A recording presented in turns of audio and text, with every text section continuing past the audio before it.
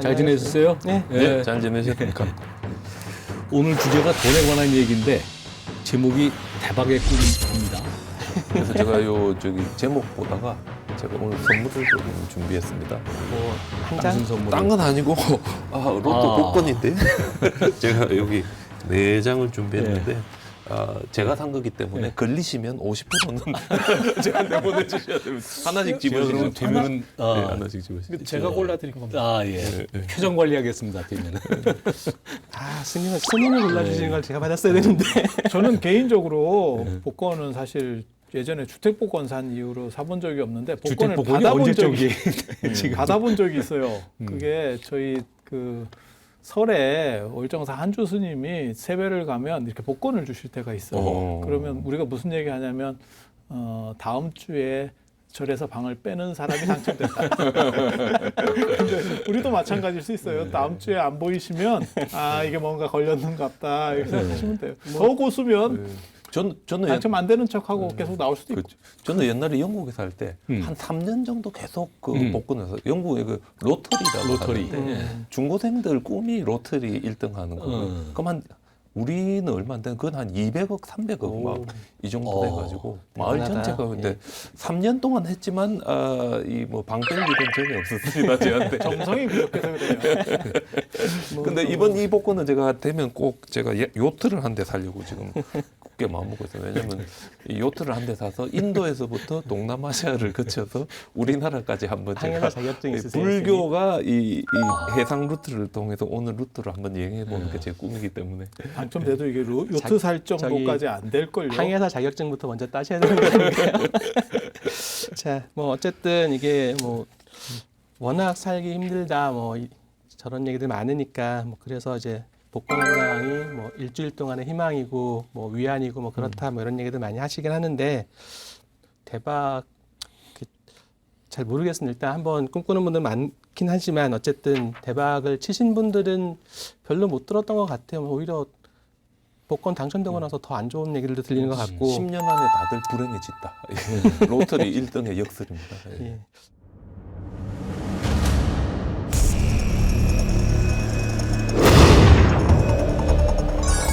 비트코인에 대한 관심은 계속 뜨거워지고 가상화폐 열풍이 정말 대단합니다. 최근에는 비트코인이나 이더리움 같은 가상화폐가 또 생겼습니다. 가상화폐 열풍이 일상은 물론 금융시장의 투자 흐름까지 바꿔놓고 수십억 원도 쉽게 번다는 소설 같은 얘기가 돌면서 사람들을 유혹하고 있습니다.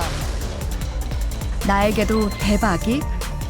사람들은 왜 복권을 사는가? 복권이 있어 좋다. 공감 69.2%. 누구나 한 번쯤은 구매한 복권에 대해 긍정적으로 생각하는 사람들. 최근 1년 이내 복권 구입 경험이 절반 이상을 차지. 매주 로또 복권을 구입하여 인생 역전을 꿈꾸는 사람들. 1등에 당첨될 확률 814만 분의 1. 벼락 맞을 확률보다 낮은 확률에 희망을 거는 서민들. 손에 들린 한 장의 복권. 과연 행복한 미래를 약속할 수 있는가? 예, 뭐 비트코인부터 복권까지 뭐 그거 말고도 많죠. 주식이나 부동산. 뭐 이거 한탕주의라고 하지 않습니까? 왜 이런 현상이 생겼다고 생각하시나요? 그만큼 어떤 돌파구가 없어서 그렇지 않을까요? 그러니까는 뭐 정주영 회장님 때 같은 때는 우리가 어떻게 보면 그때는 평등한 시절이라고 할 수 있어. 전부 파괴되고 전부 상대적으로 없었던 기회가 많았죠. 그런 상황이고 사실 90년대 이후로 사회가 계층이 안정되면서 뚫고 올라갈 수 있는 돌파구가 없죠. 그러다 보니까 역전할 수 있는 또 다른 방법 그리고 언론이 조장하는 것도 많이 있죠. 누구는 어떻게 됐다, 누구는 어떻게 됐다. 뭐 요즘 유튜버 같은 경우가 유튜버가 되는 게 애들의 꿈이다. 그렇죠. 그게 돈을 벌기 때문에라고 그렇지. 하는 거는 그게 나의 성취, 그 다음에 나의 적성이 맞아서라면 문제가 없는데 그게 돈이 많이 벌기 때문에 근데 실제로 알고 보면 그런 것도 아니거든요. 그래서 이런 돌파구를 만들기 위해서 한탕주의가 만연한다는 거는 사회적으로는 굉장히 좀 깝깝한 일이고 슬픈 현실이죠. 그래도 우리 문재인 정부 출범하고 아마 1년도 안 돼가지고 아마 이런 가상화폐를 아마 금지시키고 했던 그때 예, 제 기억이 약간- 나는데 그때 이제 제가 들었던 이야기 중에 가장 가슴 아팠던 게 주로 이제 젊은 층들이 많이 했습니다. 그 젊은 층들이 했던 이야기 중에 제일 많이 나왔던 게 우리는 꿈꿀 권리조차 없단 말인가. 지금 방금 말씀하셨지만 탈출구가 없다 보니 우리가 이걸 통해서 조그마한 그런 꿈을 적이 있었죠. 꾸는데 이것마저도 이렇게 막아버리는 이럴 수도 있느냐 하는 그 절규가 들었을 때 제가 좀 가슴이 많이 아팠어요. 어른들은 가상화폐를 사는 방법도 몰랐을 거예요. 이게 왜 저게 뭐지? 왜 취소한다고 네. 저렇게 뉴스에 나오지?라고만 할 뿐이지 저건 도대체 뭐야? 뭐 이런 주식- 화두를 잡고 있었을 거예요. 아마. 주식 거래 같은 거였던 건데 이제 뭐 모르겠어요. 일단은 뭐 이제 그런 책 제목 들어보셨나요? 노력의 배신이라고 노력의 하는 배신. 노력. 예, 그러니까 노력하라는 얘기를 하는데 실제로 이제 책 제목에 노력의 배신이라고 하는 책이 있어요. 이제 그 청년들의 현실에 대한 얘기들을 하면서 좀 대안을 좀 찾아보는 그런 책이긴 했는데 이제 뭐 아까 이제 대박의 꿈, 희망 뭐 이런 얘기를 했지만 사실 이 한탕주의라고 하는 거는 어떻게 보면 이제 희망이 없는 상황 속에서 희망을 만들어내고 싶은 어떤 가냘픈 몸짓이다 이렇게 볼 수도 있을 것 같고 어떤 맥락에서 보면 그러니까 그 보이지 않는 희망 속에서도 좀 뭔가 빨리 급히 뭔가 찾아보는 그러니까 어쨌든 노력이 배신을 한다라고는 하지만 그래도 어쨌건 여전히 사회적으로 통용되고 있는 거는 그래도 노력이 없으면 안 된다라는 거잖아요. 노력을 더 많이 해야 된다는 얘기를 하는 거고 근데 이제 그렇게까지 하기 쉽지 않고 그 노력할 결과가 나한테 올 때까지 기다리기 힘든 사람들 어떻게 보면 이제 굉장히 조급함이라고 하는 거하고 절망 혹은 뭐 희망 없음 이런 것들이 결합되면서 나타나는 거 아닌가 뭐 그런 생각도 좀 듭니다. 저도 깜짝 놀랐는데요. 작년 그 로또 판매액이 4조랍니다. 4조.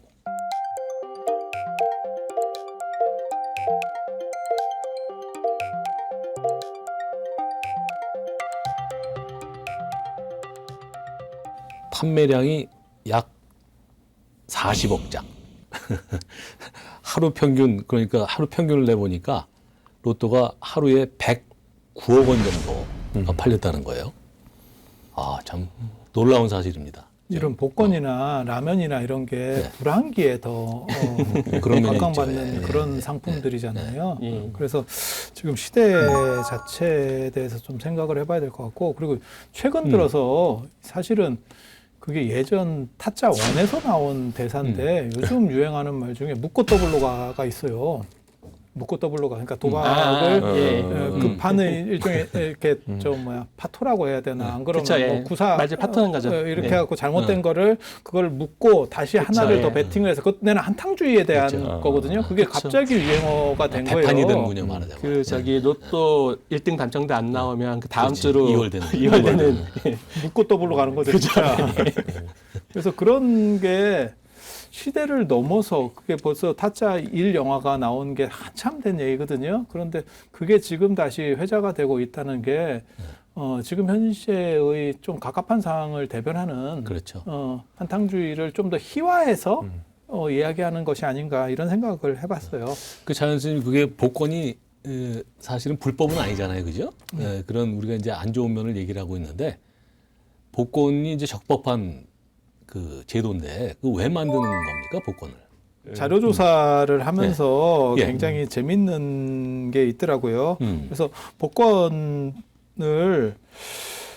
복권 기금으로 만든 게 미국의 아이비리그 학교고 그 다음에 교황과 관련돼서도 복권을 만든 이제 교황이 복권을 선물 교황한테 찾아온 사람들께 이제 선물로 나눠줬던 게 이제 복권의 시초라는 얘기가 있더라고요.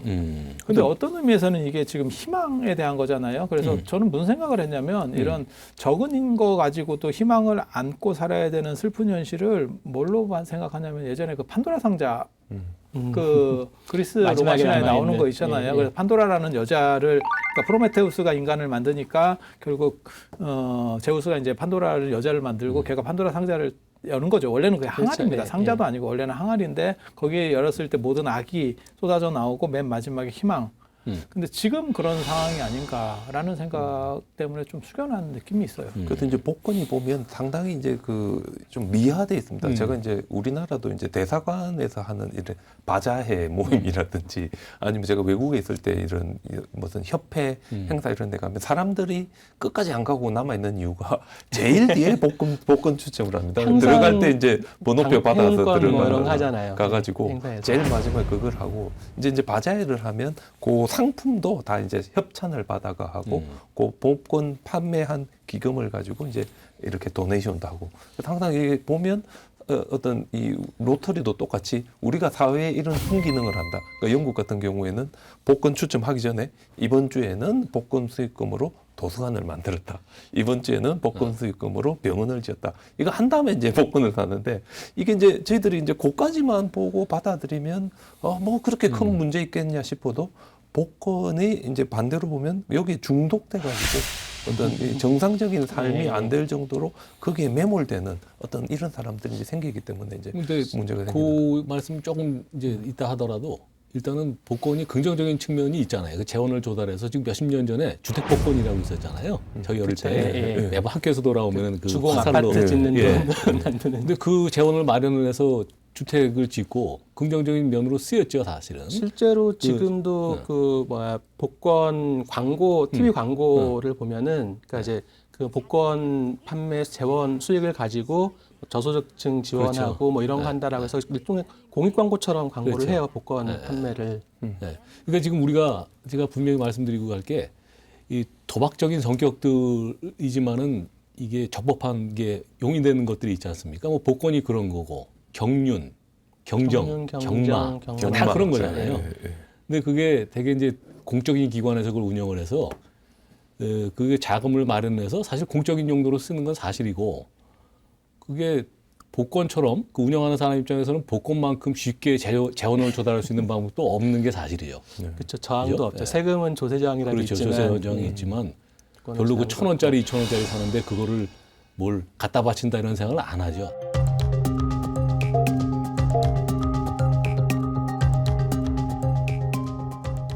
근데 복권만큼 또 서민들한테 탈출구가 없는 서민한테 희망이 될 수 있는 것도 없다고 그런 생각해요. 면이 있습니다. 소액으로 할 수 있는 게 그렇죠. 별로 없거든요. 그리고 이런 부분과 연관해서 지금 비트코인 같은 가상화폐가 젊은 사람한테 들어간다는 거죠. 그러니까 복권이나 이런 거는 모든 인간에게 있는 어떤 속성 중에 하나인 것 같고요. 그렇죠. 그런 것이 그냥 건전한 사회 속에서 작동을 하면 별 문제가 없는데 지금 젊은 사람들이 탈출구가 없는 상황을 반전시키는 계기로 이런 쪽에 더 몰입한다는. 그래서 통계에 보면 지금 오히려 이런 거를 하는 분들이 20, 30대가 더 많은 그렇죠. 식으로 나오는 게 그 부분이 지금 문제가 되는 거죠. 비트코인 혹시 하시는 분 있으십니까? 뭐 가상화폐 이런. 저는 저는 이제 스팀잇이라고 이 그 우리 그 커뮤니티가 하나 있는데 이게 뭔가 하면 스팀잇도 이 그 비트코인인데 저희들이 이제 글을 쓰면 잘 쓴 글에 대해서는 이제 우리가 이렇게 좋아요를 누르면 스팀잇 머니가 얼마씩 이렇게 들어가는 겁니다. 근데 이제 뭐 한 글 한 10개 써도 뭐 한 1달러 스팀잇 달러로 뭐 1달러 이 정도밖에 안 되는데 저는 이제 그래서 아무것도 아니라고 생각했는데 이 사람들한테 물어보니까 지금은 그게 1달러지만 비트코인이 10배로 뛰듯이 스팀잇이 10배로 뛰면 1,000원이 10,000원이 되고 10,000원이 10만 원이 되고 10만 원이 100만 원이 된다. 그런 다들 이제 그런 희망을 다 이렇게 가지고 있죠. 지금 기억하시겠지만 작년도 1월 달, 재작년도 말, 작년도 1월 달 해가지고 비트코인 광풍이 한번 불었었잖아요. 예. 그때 이제 2,500만 원까지 올랐다가 이게 지난해 말에는 300만 원대까지 추락을 했다가 딱 곡소리 났었죠, 소위. 그렇죠. 다시 올해 4월부터 반등해가지고 1,000만 원이 됐고 지금은 한 1,400만 원 정도 된다는데 처음에 제가 이제 작년 초에 이걸 법률가로서 접했을 때 어떤 생각이 들었냐면 야 이건 도박죄다. 그리고 지금 뭐 자본시장법이다 이런 데서 규율을 지금 안 하고 있는 걸로 알고 있거든요. 도박이라고 하는 건 법률적으로 뭐가 도박이냐면 우연성에 기대는 게 도박이거든요. 기술이 아니라 우연성. 그건 도박인 겁니다. 저는 그래서 보수적인 입장에서 도박죄로 처벌해야 된다 다. 이런 의견을 우리끼리 근데 제가 제시한 적이 있었습니다. 제가 한 예. 7년인가 8년 전에 봐도 이거 한 2,000원 정도밖에 안 했습니다. 그때 제가 그러니까요. 연구실에서 컴퓨터에다가 이렇게 말이 안 가지고 되는 채굴을 시작했는데 제가 그때부터 중단 안 하고 지금까지 했으면 얼마나 돈 많이 벌었을까. 안쓰보다 낫습니다. 예전에 그 얘기 있어요. 칠성사이다가 전 국민한테 판 거보다 테헤란로 공장을 매각했을 때 이익이 훨씬 컸다. 땅값이 훨씬 예, 크다. 예, 그런 예, 얘기랑 예, 비슷한 예, 거죠. 예. 근데 좀 생각을 해보면 한국 같은 경우는 우리나라는 주식시장이 박스 안에 계속 존재하고 있어요. 그러니까 수평으로 움직이거든요. 이렇게 미국은 되네 안 되네 해도 이렇게 사선으로 올라갑니다. 그러니까 오래 두고 묻지마 하고 그냥 이빨 꽉 깨물고 계속 가면 어느 정도는 버는데 우리는 물론 수평으로 존재한다고 해도 내리고 올라가는 게 있죠. 근데 그걸 맞추는 건 너무 어려운 일이고 그런 상황에서는 돌파구가 또 다른 돌파구가 필요한 거고 특히 젊은 층과 맞닿아서는 저는 이 부분은 사실 이해를 할 수 있어요. 이해는 할 수 있지만 바람직하지 않다는 얘기를 할 수 있는 것뿐이지 충분히 그렇죠. 그러면 예. 주식을 할 수도 없는 거고 그럼 뭘 그러니까 어떻게 하겠냐라고 하는 거죠. 탈출구 없이 그렇다고 그냥 강원랜드를 갈 수도 없고 몰아내고 확실히 있는 거니까. 토론에서는 이제 이견이 있는 게 좋은 거죠. 이제 오늘 주제가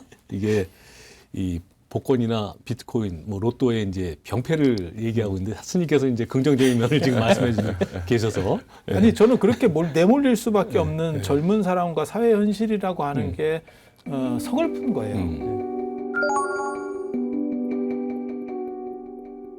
대박을 칠 가능성이 있으면 쪽박을 칠 가능성이 있는 거잖아요. 이게 그렇죠. 일종의 이제 예. 플러스 사실 마이너스 하면 제로섬 쪽박을 칠 게임인데 가능성이 훨씬 더 많죠. 그렇죠. 이 일종의 폭탄 돌리기고 그러잖아도 올해 뉴스를 보니까 5월 달에 이 전자화폐 투자 회사를 운영하던 이 30대 신데 이게 지인들한테 10억 원을 모아가지고 비트코인에 투자했다가 이게 이제 아주 폭락을 하니까 자살을 한 그런 사례가 있습니다. 그래서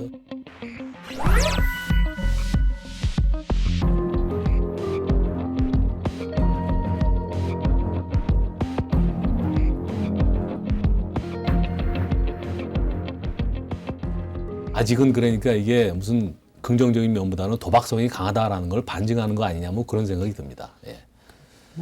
예. 주식 도박 같은 식인 거죠. 결국은 이제 뭐 주식도 마찬가지, 이것도 마찬가지고 뭐 여러 가지 면에서 이제 결국은 이제 어떻게 보면 이제 한탕이라고 하는 그 대박이라고 하는 그 꿈이 일종의 이제 도박처럼 그리고 이제 그게 중독처럼 이렇게 사회에 이제 확산되어 나가고 있는 현실 자체가 좀 안타까운 거죠. 한탕주의는 사실은 좀 안 좋다고 저는 생각을 하는데 사실 비트코인은 조금 예외로 놓는 게요.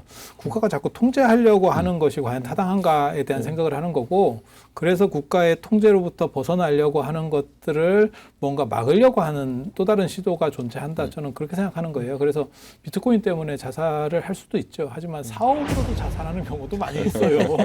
사업도 위험 부담이 굉장히 큰 거예요. 그래서 그런 거 있죠. 그냥 돈을 벌고 싶으면 사업을 해야 되는 거고 그냥 평탄하게 살면 직장 생활을 해야 되는 거죠. 그거는 내 선택에 놓이는 거고 물론 특수한 머리를 가졌거나 특수한 기술이 있거나 이렇다면 또 달라요. 그런데 그런 게 없는 사람 입장에서는 선택권이 그렇죠. 저 같은 경우는 사실 어렸을 때 별로 머리가 안 좋아가지고 아 이렇게 살면 인생이 너무 쓸쓸할 것 같다. 병풍 인생이 될 것 같다라고 중학교 때 생각을 해서 출가를 하게 되는 나는 다른 걸로 가겠다.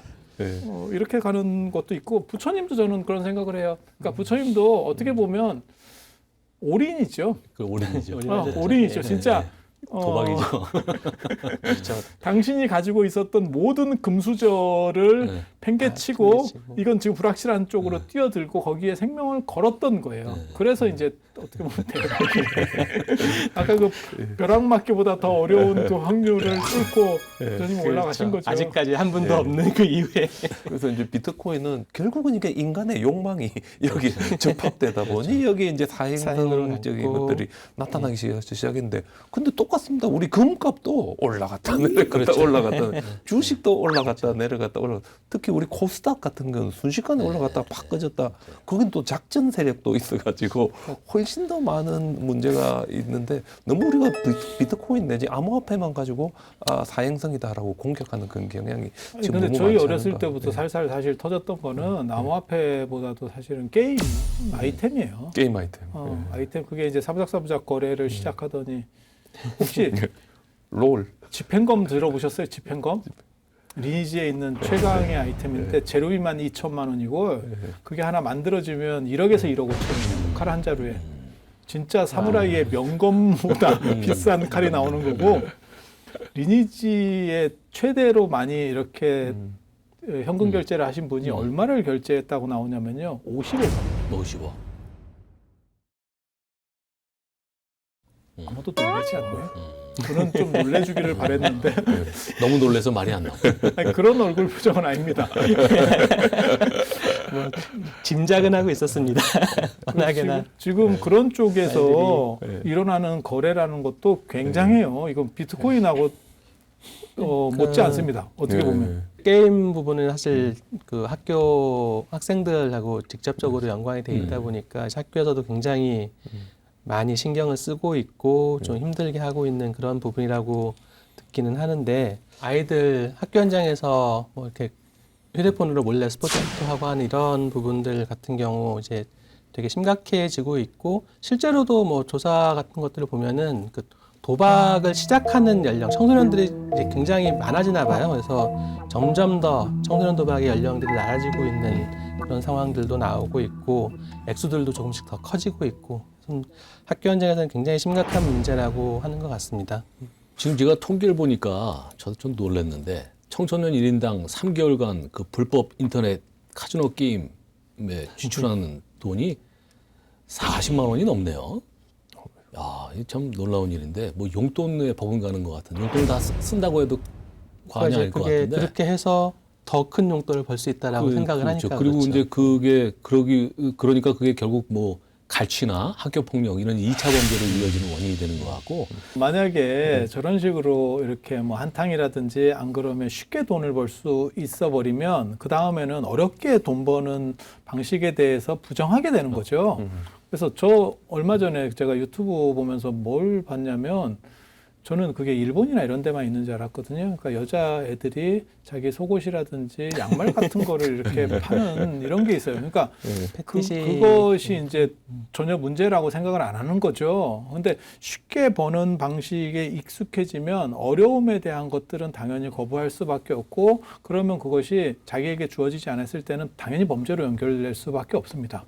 그 쉽게 번 돈은 주로 다 쉽게 다 써버리는 경향이 그러니까 사실은 많아서 그렇게 사회에 도움이 되지는 않을 것 돈을 같습니다. 필요로 하는 목적 자체가 사실은 이제 청소년들이 당장 즉각적으로 충족시켜야 되는 욕구들을 충족시키기 위해서 돈을 필요로 하고 그래서 이제 굉장히 쉬운 방식으로 이제 돈을 벌려고 하고 있고 그런 것들이 문제죠. 결국은 이제 뭐 아까 뭐 노력의 배신을 잠깐 말씀드리긴 했지만 이제 노력하는 사람들에 대한 부정적인 인식을 갖게 하는 것도 사실은 어떻게 보면 이제 간과할 수 없는 굉장히 심각한 문제이기도 하고요. 또 하나 놀라운 통계가 있는데요. 지금 2018년도 통계를 보니까 중학교 입학 이전입니다. 중학교 입학 이전에 게임 도박을 최초로 경험했다고 답변한 청소년이 69%랍니다. 상당히 70%가 돼요. 초등학생 때. 예, 초등학생 때 게임 도박을 접한다는 거예요. 70%가. 제가 보기에는 스마트폰이 이제 광범위하게 퍼져 있기 때문에 학교의 수업 시간에도 이걸 뭐 할 수 있고 또 부모 세대들은 잘 모르잖아요. 그 스마트폰 통한 게임이나 도박에 대해서 뭐 그런 문제가 있는 것 같고 또 하나는 이 게이미피케이션이라고 이제 전문 용어인데 도박의 게임화. 그러니까 단순히 무슨 뭐 이렇게 그냥 그 밑도 끝도 없는 도박이 아니라 이걸 게임하고 결합을 해가지고 흥미를 유발해서 점점 도박으로 빠지게 하는 이런 현상도 있네요. 네. 그게 같이 가는 거죠. 그러니까 도박이 게임화되는 측면도 있고요. 게임이 도박화되는 측면도 같이 있어요. 아니 근데 교육을 받아야 될 입장에서 사실 스마트폰으로 움직이는 거는 학교 안에서 통제할 수도 없고요. 그리고 그렇죠. 선생님이 뭔가 그렇죠. 제재할 네. 방법도 없어요. 방법도 없어요. 그런데 문제는 교육을 통해서 올바르게 돼야 될 상황이 사실은 그게 학교가 무서운 게 정보의 공유도 되거든요. 그래서 그렇죠. 어떤 구멍이 있다 하면 그게 확산됩니다. 네. 어른들은 사실 그런 부분에 상대적으로 좀 떨어지고요. 그래서 제가 이제 농담 삼아 얘기할 때 그런 얘기도 하는데 요즘 기계와 관련해서는 젊은이들이 선지식이다. 그리고 그게 연령이 낮을수록 더 잘해요. 현실적으로. 맞아요. 네. 그런 상황을 대비해 보면 이건 굉장히 심각하고 좀 위험한 거예요. 그래서 그런 생각도 해봤어요. 학교나 약간 게임이 안 될 정도의 속도로 인터넷을 다운시키는 거. 학교라도. 아니 저는 그 생각은 오래전부터 했었습니다. 기숙사나 이런 데들. 왜냐하면 기숙사나 이런 데들도 대학생들도 마찬가지입니다. 폐인되는 분들 많이 있어요. 방 안에 처박혀 가지고 네. 안 나오는. 네. 좀 그런 것 같으니까 사실 아이들한테 이게 불법이니까 하지 마라고 하는 거는 사실은 이제 정말 새로운 또 다른 정보의 창구가 되는 거라서 문제가 될 것 같고 이제 사실 요새는 그 스포츠 투토 같은 경우는 휴대폰으로 바로 하거든요. 그래서 사실 스포츠 투토도 굉장히 네. 사행성이 높은 네. 뭐 이렇게 도박이기도 하고 뭐 중독성이 높은 거기도 하고 한데 이런 것들이 이제 제가 지금 문자를 보내는 건지 뭐 벽이라는 건지 검색을 하고 있는 건지 모르게끔 이제 정말 이제 은밀하게 은폐된 상태로 지금 적법한 스포츠 토토 말씀하시는 거죠? 당연히 불법 도박은 아니시겠죠. 불법도 꽤 되는 걸로 알고 있습니다. 옛날에 뭐 우리 노무현 정부 때 바다 이야기, 뭐 그래서 요즘 뭐 고래 이야기 이름만 바꿔가지고 막 이래 많이 다 하는데 불법이죠. 예. 도대체 이런 게 규모가 얼마나 정도 될까요? 한 해에 이런 식으로 우리 그 사행 산업 매출이 가고 하는 게 제 생각에는 엄청난 규모일 것 같습니다.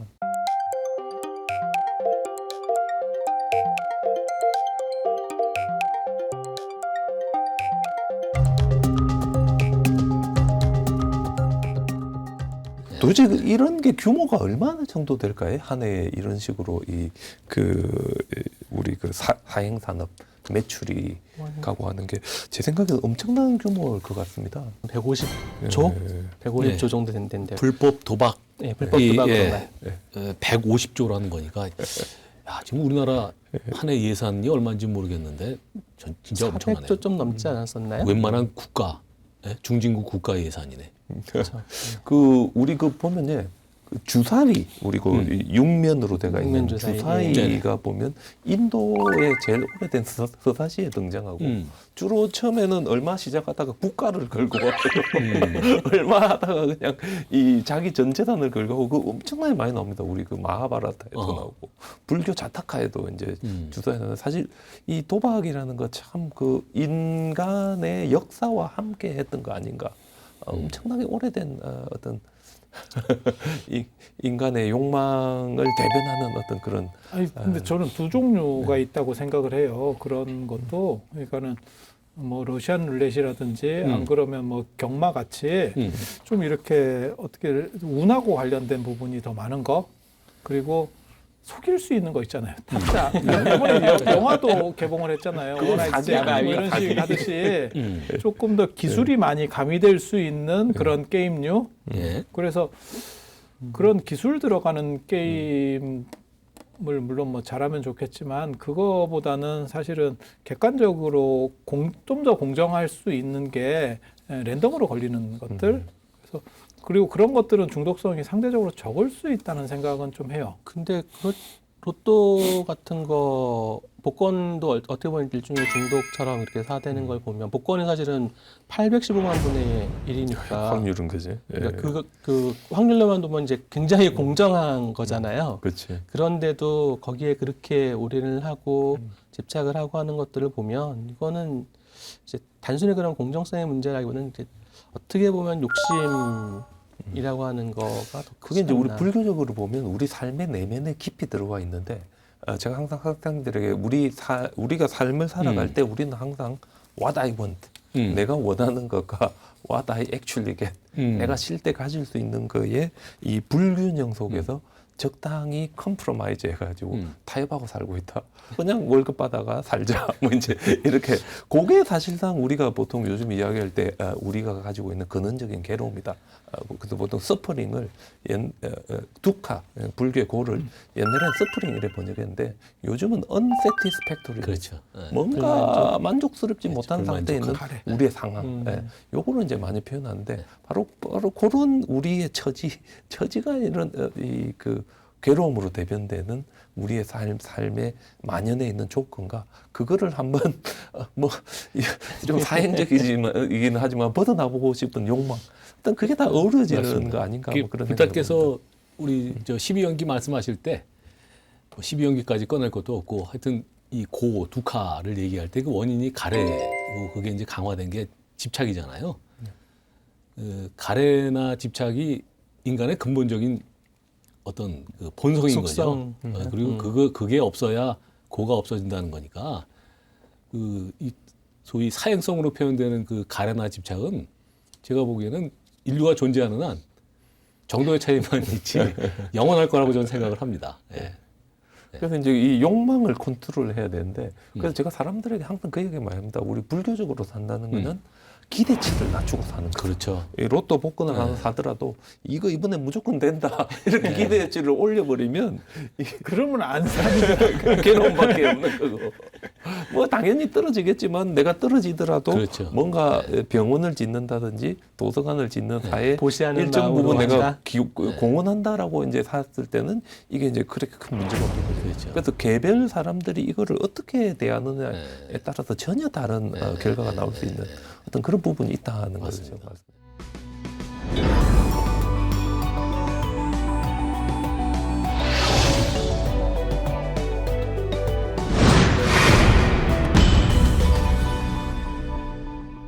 돈이 얼마가 돼야 대박이냐는 이 통계를 보면 좀 약간 저는 의외로 굉장히 서글프다는 생각을 했어요. 그러니까는 로또도 당첨이 돼봐야 한 10억 정도?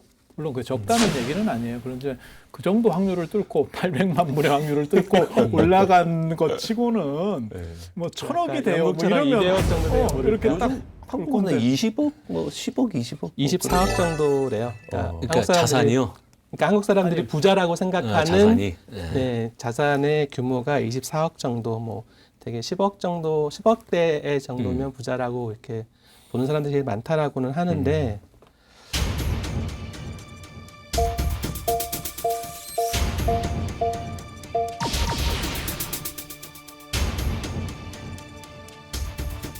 진짜 있는 사람들 입장에서는 이게 야 너네가 부자라고 하는 게 눈높이 굉장히 아까 지금 말씀하신 거죠. 눈높이를 낮춰서. 그리고 제가 그런 얘기를 들었거든요. 진짜 돈 있는 사람은 그러니까 내가 어느 정도 가지고 있어라는 견적이 나오면 그건 가난한 사람들이라는 거예요. 진짜 돈 있는 사람은 조 얼마나 단위로 빨리 넘어가면 불어나는지도 몰라. 조 단위로 넘어가면 매일매일의 자산 가치들이 변동하고 주식에 투자된 거나 이런 것들이 변하기 때문에 얼마 있는지를 모르는 사람이 최고 부자라는 거예요. 그래서 그런 사람들의 입장에서 보면 10억만 있었으면 좋겠어요. 20억만 있었으면 좋겠어요. 라고 하면 저게 지질이 병상을 떨고 있구나. 이렇게 볼 수도 있죠. 근데 부자라고 생각하는 기준 10억이라는 것하고 얼마면 행복하겠냐라는 거하고는 좀 다른 얘기 같아요. 그래서 제가 저는 예전에 그 미국의 어떤 통계를 봤더니 제가 왜냐하면 그 돈에 관한 거기 때문에 이제 아주 잘 기억을 해뒀는데 얼마를 벌면 제일 행복하겠냐 이제 그 설문을 했는데 얼마일 것 같습니까? 100만 달러. 그러니까 100만 불. 우리 돈으로 하면 한 연 11억, 12억? 그러니까 월로 따지면 한 1억 정도 수입을 올리는 사람이 제일 행복하대요. 그럼 뭘 얘기하냐면 그 이상 벌면 불행해진다는 겁니다. 저는 하여튼 그 이제 사람들이 복권 걸렸으면 좋겠다. 20억만 있었으면 좋겠다. 그럼 제가 옆에서 조용히 앉아가 저는 뭐 그 정도는 바라지 않고 월급 3%만 올랐으면 좋겠습니다. 아니, 우리나라에서도 비슷한 통계가 나온 적이 있었어요. 근데 그게 400만 원에서 450만 원 정도가 올라가니까 계속 이렇게 사선으로 올라가다가 거기서부터 이렇게 거의 비슷하게 가는 한계효용 체감의 법칙. 예. 행복 관련된 얘기할 때 그런 얘기들 하죠. 그러니까 돈이 많다고 행복하냐 그렇지 않다라는 얘기 합니다. 그러니까 물론 이제 분명히 일정 수준까지는 이제 돈이 부가 늘어날수록 행복도도 커지는데 그게 어느 정도 올라가게 되면 그 다음부터는 이제 돈은 크게 행복에 영향을 미치지 못한다. 이거는 뭐 여러 가지 연구들에서도 이미 나와 있는 검증되어 있는 얘기들이긴 합니다. 근데 이제 로또 걸리신 분들 보면 이게 좀 해피엔딩보다는 너무 좀 안 좋은 그렇죠. 결과로 끝나는 게 너무 많은 것 같습니다. 영국도 보면 로또 걸리는 사람이 10년 안에 다 다시 망한다 이러는데 그 10년 안에 망한 사람들이 로또 걸리기 전보다 훨씬 더 불행합니다. 왜냐하면 그전에는 그렇게 많이 가지고 살아보지 않았기 때문에 나름 그래도 열심히 살 수 있었는데 10년간 다 써제끼고 나서 다시 그 상태로 떨어졌을 때는 상대적 정말 박탈감, 상대적 박탈감 커지는 때문에 거죠. 비참하게 그렇죠. 자살한 사람도 많고 근데 그런 거 봤는데 우리나라도 최근에 보면 형제 간에 이 살인 사건까지 있었던 걸 보면 조금 가슴이 로또 복권 1등 당첨으로 새로운 삶을 꿈꾸었을 사람들. 하지만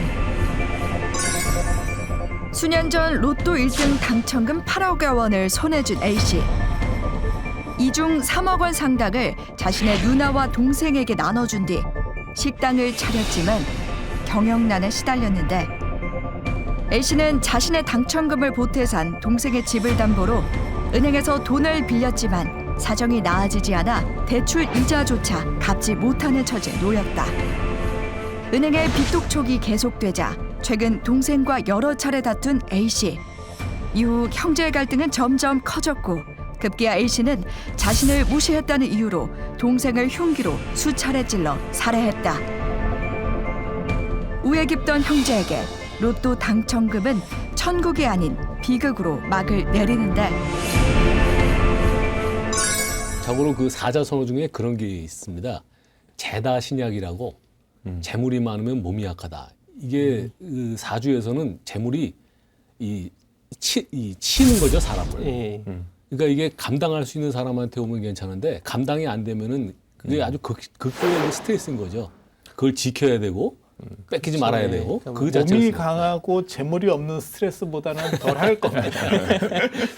이거 불교적으로 조금 보면 제가 이제 수다님 바다에 되게 좋아하는 이제 다니아 수다라고 부처님하고 이제 마라하고 대화하는 게 있는데 마라가 부처님한테 뭐라는가 하면 자식이 많은 사람은 자식 때문에 기뻐하고 소가 많은 사람은 소 때문에 기뻐한다. 소유에서 기쁨이 오니 소유가 없는 사람들은 이 세상에 기뻐할 것 없다. 그러니까 니네 출가자들은 무소유고 따라서 이 세상에 기뻐할 것이 없고 따라서 니들은 진짜 불행한 사람들이다. 가지 많은 나무에 바람 잘 날 없는 것 같은데. 예, 그래서 이제 부처님 뭐라는가 하면 자식이 많은 사람은 자식 때문에 괴로워하고 소가 많은 사람은 소 때문에 괴로워한다. 소유에서 괴로움이 오니 소유가 없는 사람은 괴로워할 일조차 없다 이렇게 이야기합니다.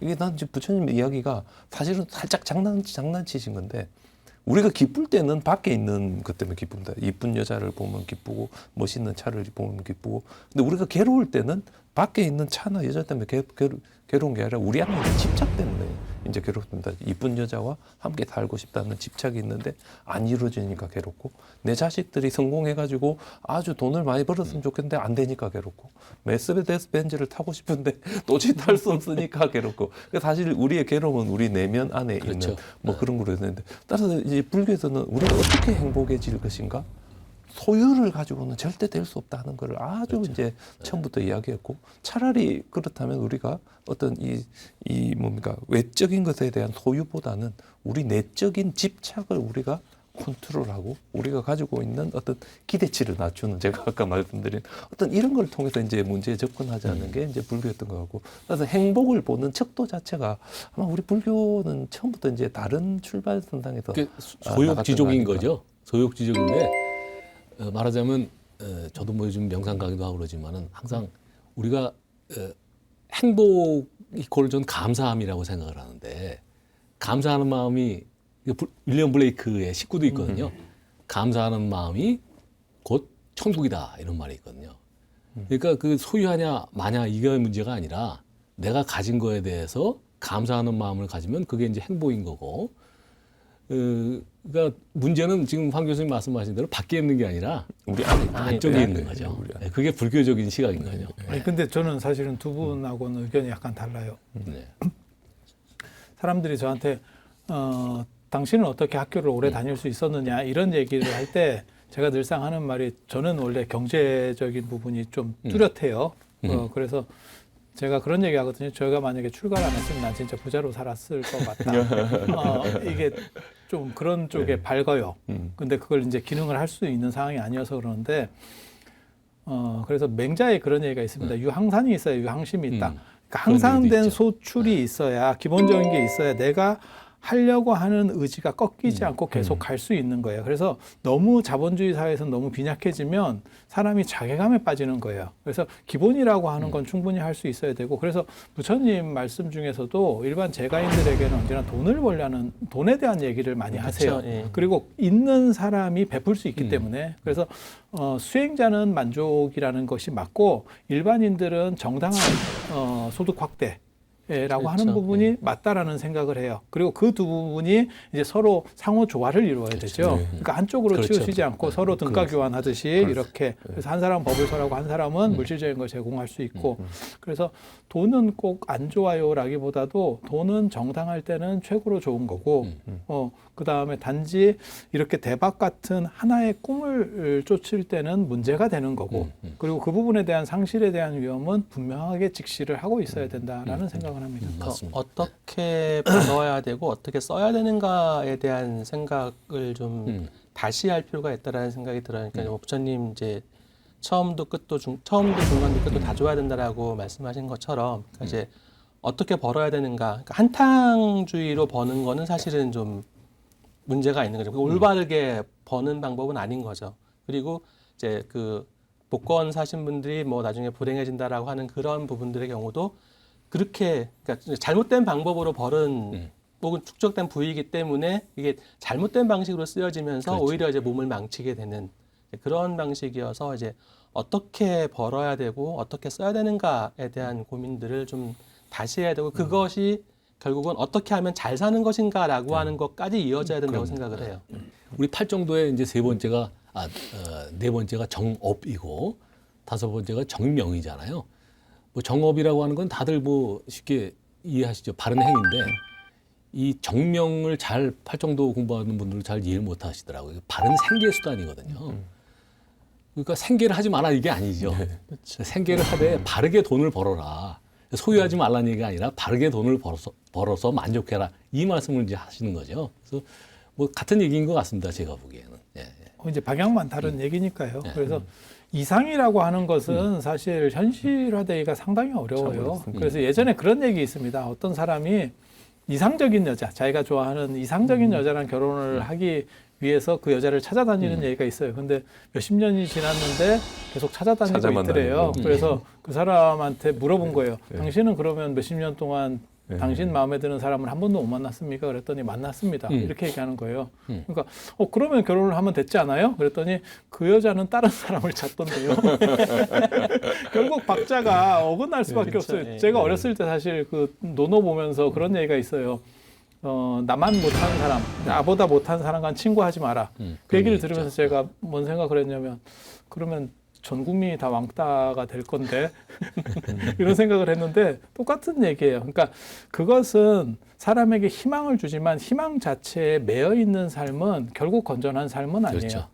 그거 부분이 필요가 없다는 건 아니에요. 희망을 통해서 사람은 발전해 가는 거니까요. 그렇죠. 그래서 그것이 목적이 되면 너무 슬픈 생각이 들죠. 그래서 지금 송나라 사람 얘기가 있잖아요. 수주대토.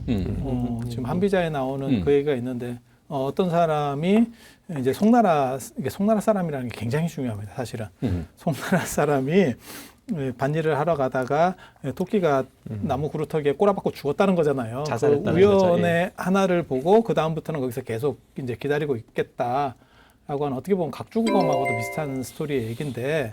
하나의 우연을 놓고 그 사람이 평생을 의지하려고 하면 그러면 결국 아까 그 800만 분의 1의 확률을 통과했어도 또 다른 승자의 저주 속에 걸리게 되는 거죠. 근데 왜 송나라 사람이 중요하다고 얘기하는 거냐면 송나라가 은나라의 망한 나라 사람들이 사는 거예요. 그래서 송나라 사람 약간 바보틱하게 만드는 게 있어요. 기나라 사람하고 송나라 사람이 늘상 바보로 나옵니다. 기나라는 하나라가 망한 그 유민들이고 송나라는 은나라가 망한 유민이에요. 그래서 저런 송나라의 어리석음이라는 걸 얘기할 때 지금 그런 얘기들이 나옵니다. 그래서 희망은 가지고 있어야 되지만 그것을 목적으로 쫓았을 경우에는 결국 아까 그 로또에 당첨되고도 그 승자의 저주에 걸리는 것을 피할 수는 없을 것이다. 그래서 자기 페이스라는 것을 꾸준히 가지고 유튜브 할 때도 그런 얘기를 많이 합니다. 직업을 버리고 유튜브에 뛰어들면 망한다. 그냥 취미로 우리 선생님 그렇게 취미로 지금 하시는 취미로 지금 하고 있는데 돈은 별로 안 벌리시는 거 아니에요? 뭐 전혀 뭐 아직 수익이 창출되지 못하고 있는데 자, 참 그 단어라는 게 참 희한한 건데 희망이라고 우리가 얘기할 때하고 욕망, 탐욕이라고 얘기할 때하고 뉘앙스가 전혀 다르죠. 그건 뭐 굳이 저희가 설명 안 해도 다들 시청자분들께서 이해를 하실 텐데 우리가 부처님께서 버려야 될 그 삼독심으로서의 탐욕, 그 고의 원인으로서의 탐욕은 제가 항상 그렇게 생각을 합니다. 탐욕은 나한테 없는 거에 대한 것일 수밖에 없죠. 내가 가지고 있는 거에 대해서 탐욕할 수는 없는 거죠. 그런 면에서 보면 항상 이길 수 없는 게임이고, 그러니까 그게 스트레스로 작용을 해서 뭐 고의 원인이 되는 것이고, 그런 정도에 이르지 않은 희망 정도는 뭐 다 용인되는 거겠죠. 네, 뭐 그렇게 정리하고 싶습니다, 저는. 예. 네. 자본은 결국 수단이지 목적이 될 수는 그렇죠. 없어요. 그거는 아리스토텔레스의 이제 코마코스 윤리학에서도 인간의 목적이라는 결국 행복이고 그것을 가는 가장 강력한 방법 중에 하나가 자본주의 사회에서는 자본인 건 분명하죠. 그런데 부처님은 그 자본을 가지셨던 분이에요. 분명히 그 그렇죠. 왕자라고 하는 굉장히 좋은 조건, 지금 재벌보다도 어떻게 보면 더 강력한 만수르 같은 조건이죠. 그걸 가지셨지만 그것을 왜 버렸겠느냐에 대해서 우리가 한 번 정도를 생각을 해봐야 돼요.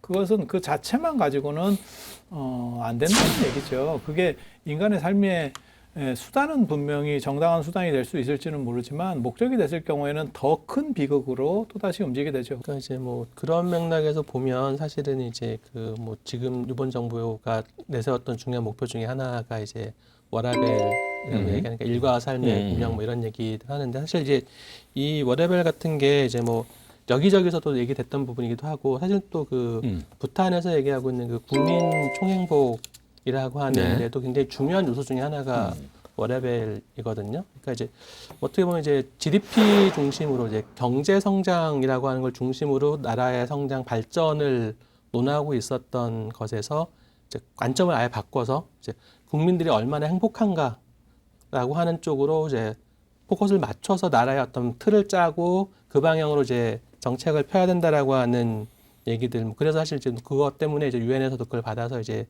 뭐 국민 행복 지수인가 뭐 그런 것도 만들기도 하고 하는데 뭐 그런 맥락에서 제일 중요한 게 사실은 그 한 생각 돌리는 문제인 것 같아요. 심리적 행복이라고 하는 것들이 얼마나 중요한지에 대한 얘기들을 좀 해줄 필요가 있을 것 같고 그런 맥락에서 욕심을 어떻게 통제할 수 있는가, 한탕주의를 어떻게 막을 수 있는가라고 하는 거하고 굉장히 밀접한 것 같습니다. 이제 내려놓는 게 참 중요한 것 같습니다. 제가 좋아하는 이 소설도 우리 그리스인 조르바라고 있는데 조르바가 진정한 자유가 됐을 때는 탄광 산업이 망하고 완전히 쪽박이 됐을 때 진정 이 사람이 자유인이 돼가지고 둘이서 춤추는 장면이 있습니다.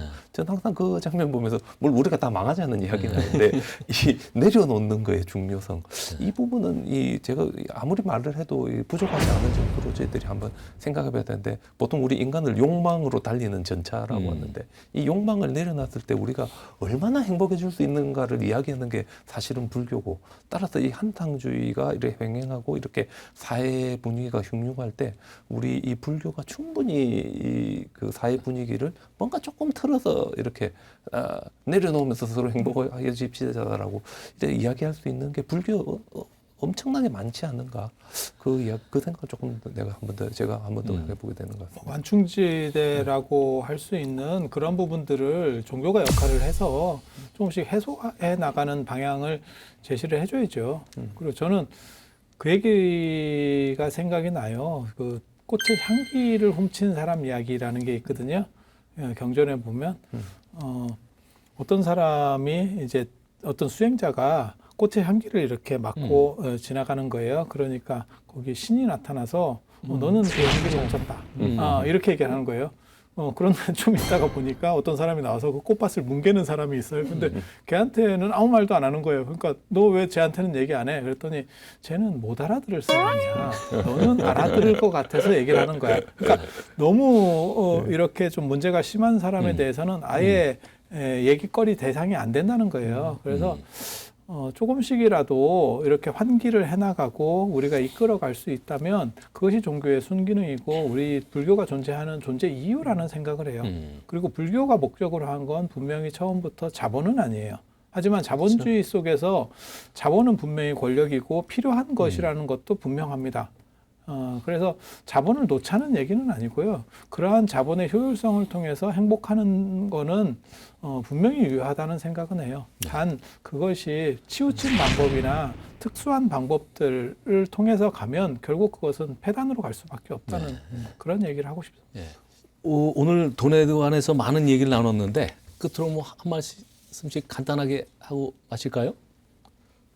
저부터 할까요? 예, 그러시죠. 저는 그런 생각이 들었습니다. 일단은 아까도 그런 얘기 잠깐 했는데, 그러니까 잘 사는 것이 무엇인가에 대한, 그러니까 내 삶의 의미, 내가 존재해야 되는 의미가 무엇인가에 대한 거를, 그러니까 이제 많이 벌겠다라고 하는 거 말고, 그러니까 돈을 많이 벌겠다라고 하는 거 말고 다른 차원에서 내 삶의 의미를 주는 것이 무엇인지, 혹은 어떻게 사는 것이 내가 잘 사는 것인지에 대한 고민을 한 번쯤 해보셨으면 좋겠다라는 생각이 들었습니다. 저는 하여튼 아까 말씀드렸지만 부처님의 가르침이 뭐 돈을 소유하지 마라, 돈을 벌지 마라 뭐 이런 게 아니라 바른 생계 수단을 말씀하셨기 때문에 한탕주의, 탐욕 이런 거 좀 버리고 정당한 근로를 통해서 생계를 유지하고 또 소욕지족해서 하여튼 감사하는 마음을 갖는 것이 행복의 지름길이다 이런 말씀을 드리고 싶습니다. 저는 뭐 희망은 버리지 않되 너무 그 희망에 집착하지 말고 최대한 우리 삶에서 기대치를 낮추고 살아간다면 우리 주변에 있는 잔잔한 일에도 저희들이 충분히 행복해질 수 있고 그런 속에서 우리 삶의 의미를 찾아가는 그런 불자들이 되었으면 좋겠다라고 생각합니다. 그러니까 끝날 때 이렇게 뭔가 한마디씩 하는 게 너무 정형화 돼가는 것 같아서 안 좀 하시려고요? 그렇긴 한데 아니 적어왔어요. 제일 많이 적어왔어요. 네.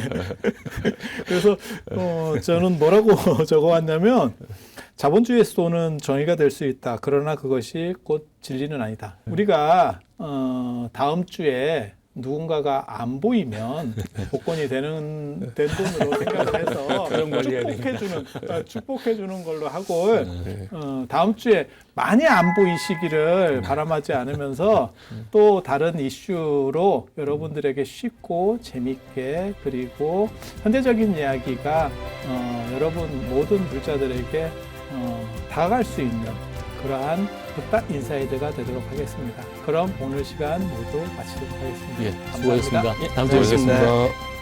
뵙겠습니다. 우리가 희망의 끈은 놓지 말되 너무 집착은 하지 말고 곱게 챙기긴 했는데 이거